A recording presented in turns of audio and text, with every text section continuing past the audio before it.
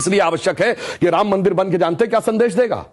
दुनिया का इतिहास भरा पड़ा है कि भाई भाई की गर्दन काट के गद्दी पे बैठा, बेटा बाप को मार के गद्दी पे बैठा। यह दुनिया को एक संदेश देगा कि एक ऐसा भी महापुरुष है, एक ऐसे भी भगवान है, एक ऐसी महान संस्कृति है जहां पिता के एक वचन के लिए संपूर्ण राज्य छोड़कर बेटा जंगल में चला जाता है। जहां जिसको राज मिलने वाला होता है वो खड़ाऊ रख के शासन करने लगता है, दूसरा भाई जंगल में चला जाता है। यह संदेश देगा।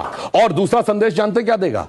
आज दुनिया में देखिए क्या है, रशिया ने यूक्रेन पर अटैक किया हुआ है, हमास ने इजराइल पर अटैक किया हुआ है, चाइना ने पहले तिब्बत को एक्वायर किया, अब ताइवान के ऊपर नजर है, कुवैत को इराक ने कैप्चर कर लिया। एनेक्सेशन, सब्जुगेशन एंड डोमिनेशन, पूरी दुनिया में कॉन्फ्लिक्ट है। भगवान राम ने क्या संदेश दिया? जब लंका को जीता, क्या एनेक्सेशन किया, अपने राज्य में लाया? नहीं। उसका सब्जुगेशन किया, कोई अपना डिप्यूटी अपॉइंट किया? नहीं। उसका कोई डोमिनेशन किया कि कोई उससे ट्रीटी रिक्वायर्ड? नहीं।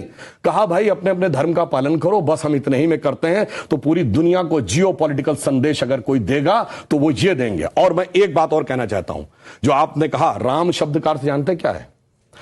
रम धातु से बना है। जैसे आपने हिंदी में और संस्कृत में शब्द सुना होगा रमणीक स्थान, रमता जोगी, यानी जिसमें चीज सेटल हो। राम शब्द का संस्कृत में अर्थ है रमन्ते इति रामः, अर्थात वह एलिमेंट जिसमें संपूर्ण संसार सेटल्ड है। और वो एलिमेंट का संघर्ष किससे है? दशानन से, 10 मुख वाले रावण से, उसकी 10 इंद्रियों की बहिर्मुखी पिपासा से। और राम उत्पन्न कैसे होंगे? राम के पिता क्या नाम है? दशरथ।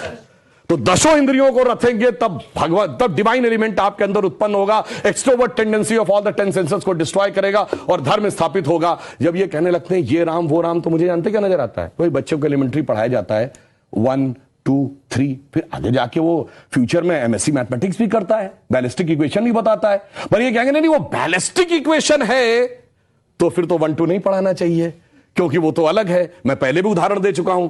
4 - 3 = 1 होता है।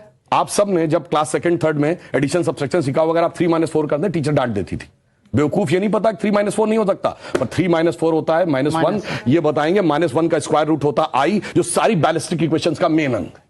तो उस लेवल पे पहुंचिए तो समझ में आएगा जिसको आप कह रहे हैं बचकाना है वो कितना आलीशान है, ये जाके समझ में आएगा। डॉक्टर कलाम से पूछिए तो -1 के स्क्वायर रूट का अंतर समझ में आएगा। तो राम की कथा बहुत गहरी है और इसीलिए रामचरितमानस क्यों लिखा है? राम के चरित्र को मन में धारण करिए।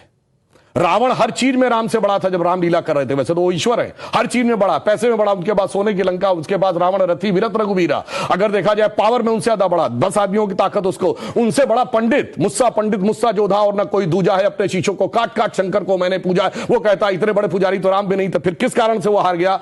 चरित्र में राम बड़े थे। इसीलिए तुलसी ने कहा रामचरितमानस। और चरित्र की याद दिलाएगा यह मंदिर, जो सिर्फ भारत के लिए नहीं पूरी मानवता के लिए श्रेष्ठतम मानवीय मूल्यों का प्रतीक होगा। इसलिए 21वीं सदी का महान भारत बगैर राम मंदिर के संभव नहीं था। इसीलिए अमृत काल के उषा काल में राम मंदिर उभर के सामने आ रहा है। बहुत